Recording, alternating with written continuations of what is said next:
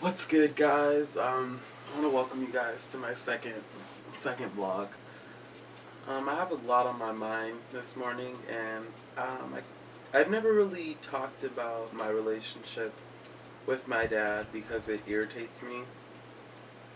But it's something that has greatly affected who I am today, and it's not only my relationship with my dad but my mom, and it's like you go through a lot of things as a child that your parents don't see as traumatic. They're like, well, we had to take the bus. You ain't never had to take the bus. They say stuff like that, but it's like your trauma's different. And growing up, growing up as a kid, all throughout until I graduated from elementary school, 5th grade, my father was in jail. He was never relevant in my life too much, but he wrote me every week. And he wrote me every week. I didn't necessarily want to write him because I was a kid. I wanted to go play. And, what the fuck? He's on punishment. So, fuck sending a letter. I thought of it that way. But I did write him. And he wrote a lot of, he made a lot of promises, and he said a lot of things that he would do when he got out.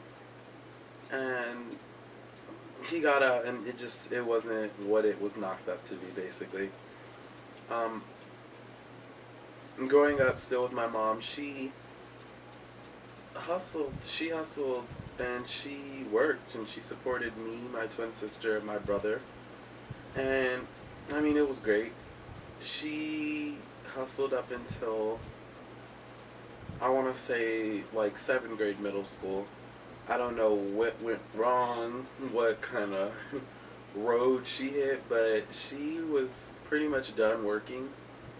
And I wasn't mad for her at that, but her not working, it impacted me because her working at one point, I was able to live a life and able to be this cool kid and dress fresh. And after, I just wasn't. And when I went to high school, it was that's actually what I wanted to be. I wanted to be this fresh ass kid that I used to be, and not being able to keep playing that role and keep going out, it hurt as a child. It was pretty whack. And then on top of that, my father, who got out of jail when I was in the 5th grade, after I graduated from the 5th grade, middle school, he worked a lot, and he was trying to build his rep back up. He hustles too. Um, when I say hustle, I say not necessarily legal, but he makes money.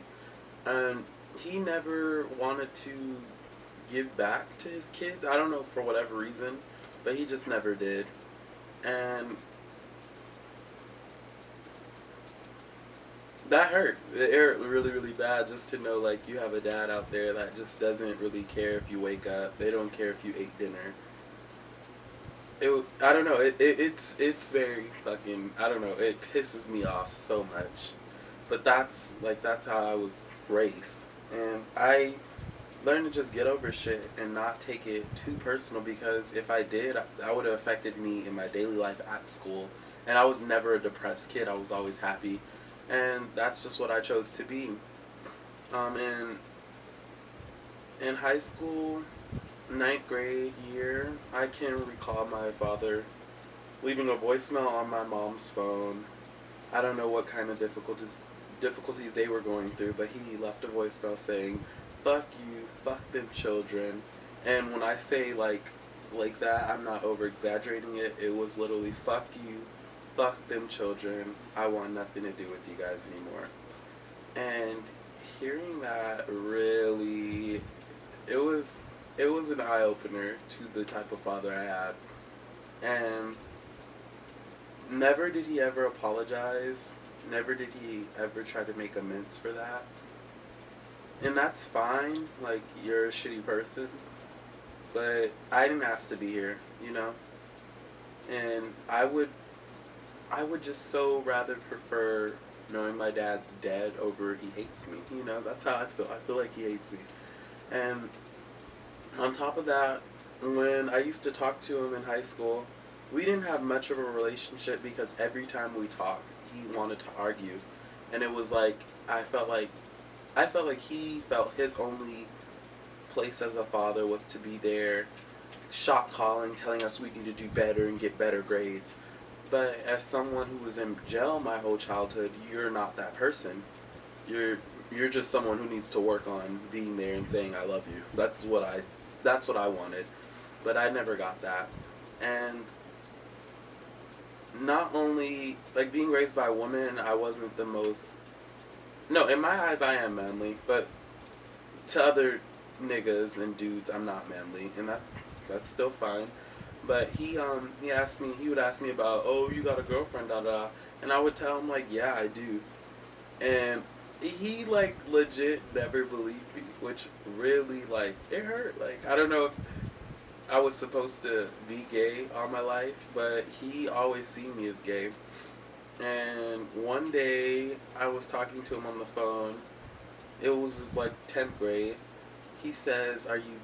He said, "Do you have a girlfriend?" And I had been so done with just being asked that question. I was like, "No." And he's like, "Well, what do you mean? Do you have a boyfriend?" And I was like, "No." And he's like, "Man, you on some weird shit, da da." And we, he has a daughter on. She's my half sister. We have different moms. She is a she's a boy girl. I don't know how you'd say that. She's a boy girl. So I just found it so disrespectful that he's pressing me about my sexuality when his daughter isn't straight.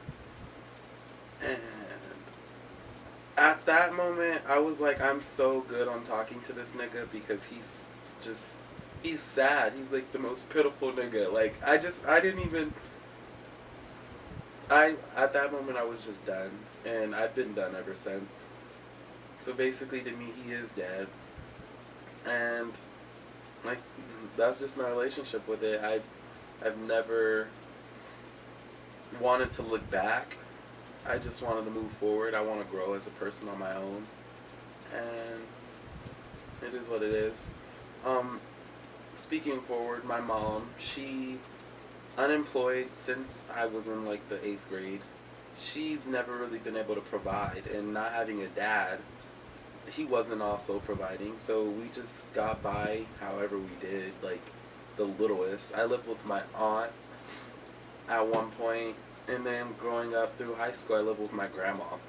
So starting work when I was 16, I got my first like job in retail. I really hated it. I would get like 20 hours a week, and I'm like, you guys don't know how fucking broke I am. I need more than 20 hours a week.